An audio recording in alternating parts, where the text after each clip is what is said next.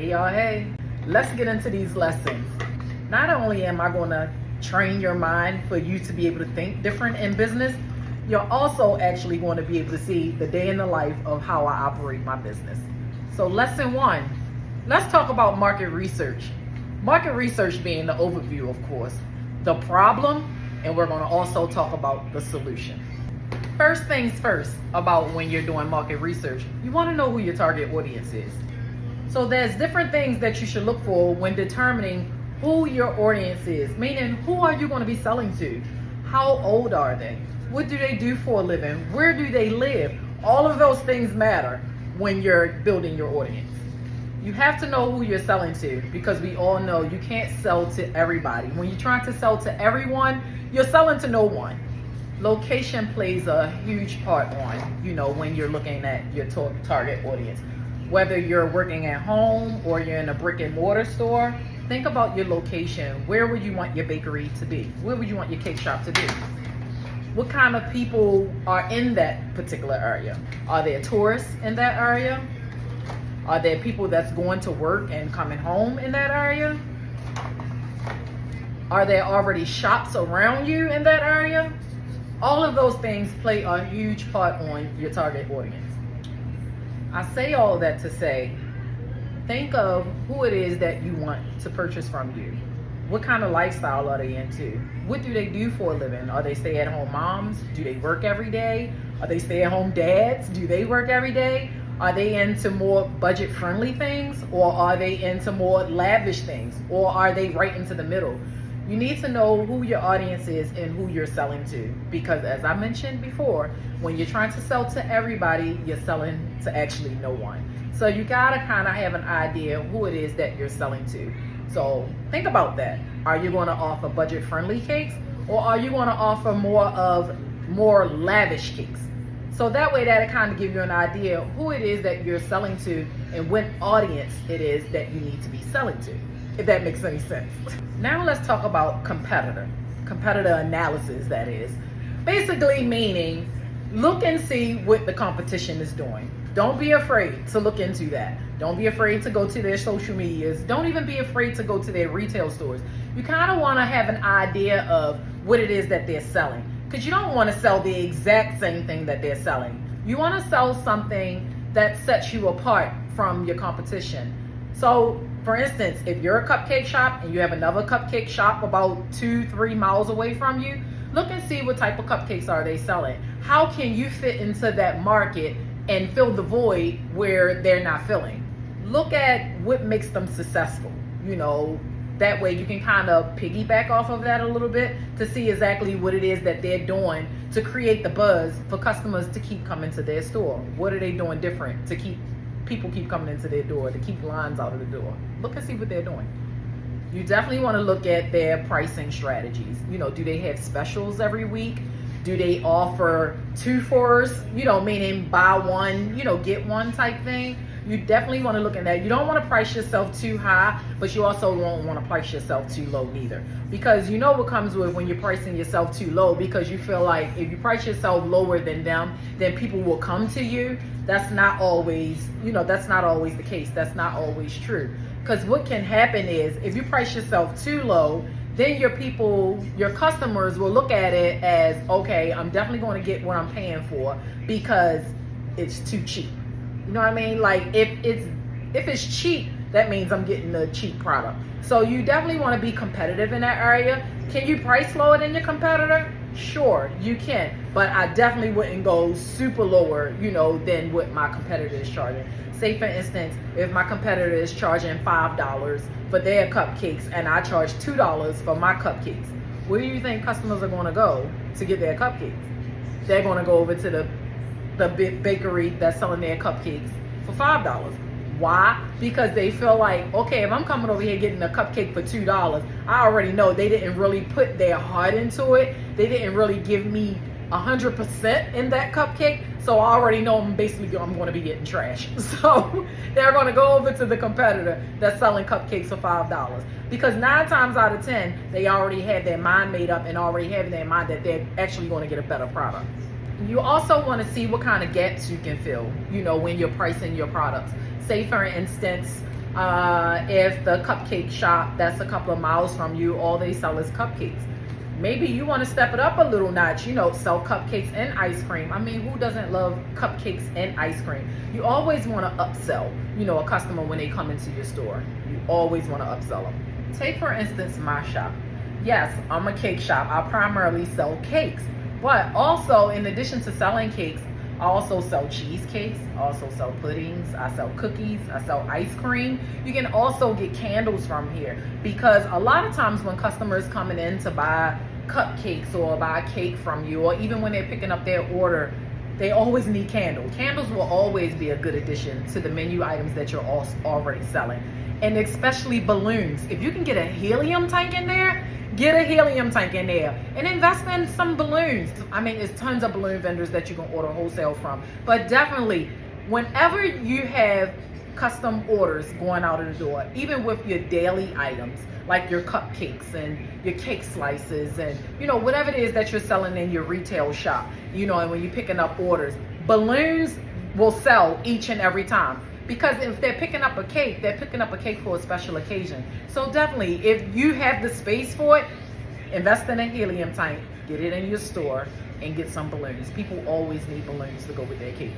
That's one of those things that a lot of bakeries don't think about when they're opening up their brick and mortar stores, is adding candles and adding balloons, because that's something that your customers will always forever need when they come in to pick up an order.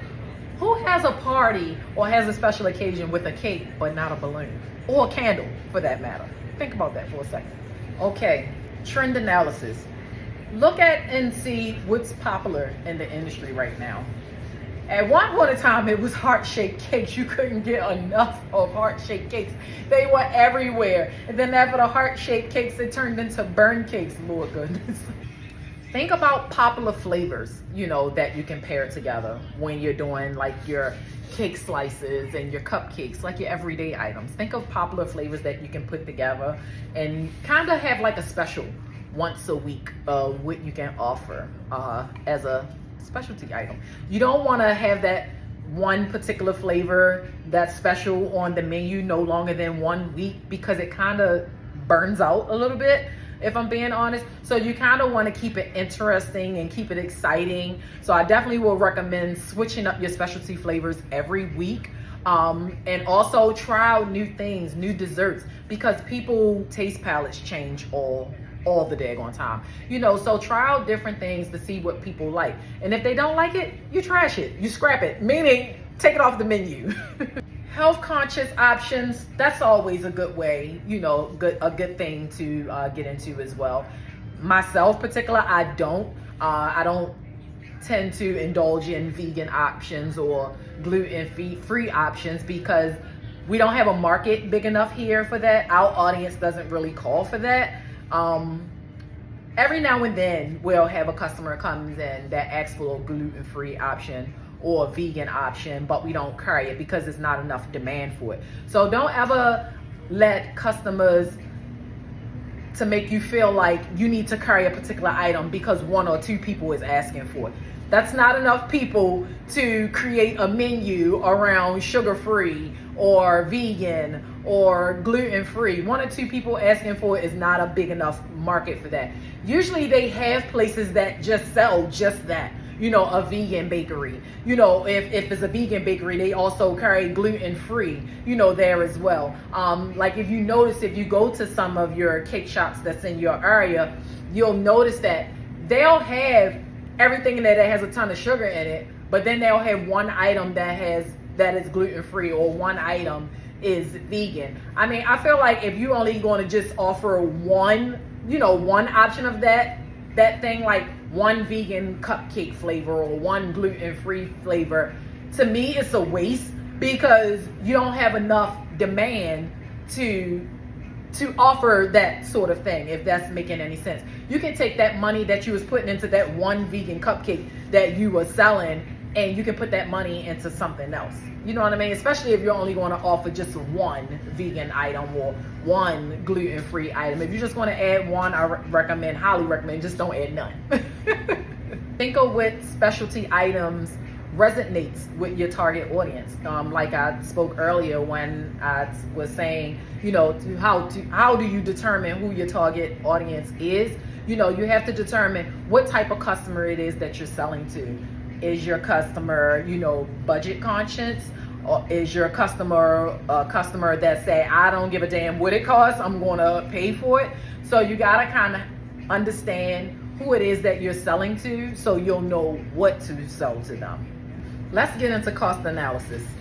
One of my biggest pet peeves when you're doing costing, when you're pricing your products, one of my biggest things is never ask someone else what you should charge for your product. Because at the end of the day, they don't give a damn. Because it's not their product, it's yours. So you should very well know your numbers. Never just throw a number, on your items because of what you think it should cost. Never just put a price on something, because of what you think it should cost. You should know your numbers. And the way to be able to do that is, first, you want to price out everything it is that you use for that product. You're going to write down every number, how much it cost you to make that product. The butter, the flour, the sugar. I'm just throwing some ingredients out there, to kind of better explain it to you. But you want to write down every number on every ingredient. You want to write down every cost on every ingredient that you use to make that product. And that first tells you how much the ingredients was. That first tells you that. And then you're going to determine, once you make that product, how many servings can you get out of that product. So if I made a cake that cost me $25 and I can get 10 servings out of that cake, each one of those servings cost me $2.50. Now, do you sell it for $2.50? Absolutely not. No, that just means that's what it cost you to make that. You got 10 servings out of that cake that cost you $25 to make. Each one of those servings cost you $2.50. And then you say to yourself, how long did it take me to make this product?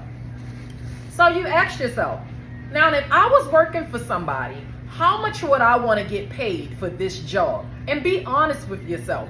Whether it's minimum wage, minimum wage here in Baltimore is $50. So whether it's you want to make minimum wage for making that cake or you want to make $22 for making that cake, be honest with yourself, because that's going to determine what your labor is. So if you want to get paid $20 an hour to make that cake, then that's what it costs. So the cake costs you $25 to make, then you put your labor in, you want to get paid $20 an hour. Okay, now the cake costs you $45 to make because you put your labor in and then you put your cost in or what it cost you to make the cake. So now the cake costs you $45. So now that the cake costs you $45 and you're still getting the same servings out of it, which is 10, divide 10 into 45, each serving is now $4.50, not $2.50. See how I did that? So you don't just price your cake at what it costs you. You also have to put your labor in there, whatever that number is that you want to pay yourself an hour. So now each one of those servings costs $4.50. Do I sell this cake for $4.50? No, because you still want profit. Stick with me now, stick with me. I know these numbers probably making your head spin, but stick with me. But no, you don't want to sell that serving for $4.50 because you need a damn profit. I didn't just do this for free. Granted, I did just get paid for my labor, but I don't want to do this for free. Now, FYI, just for good measure, your supplies are going to cost far more than $25. So don't be thinking that, okay, it only cost me $45 to make this cake. No, it's going to cost you far more in supplies. I was just using that for a generic, for a generic number, to kind of help you better understand. But back to what I was saying. Do you sell that item for $4.50? No, you don't sell that item for $4.50 because you still need profit after you done already put in all the costs that it cost you to make that cake. Me, I always scale my numbers up.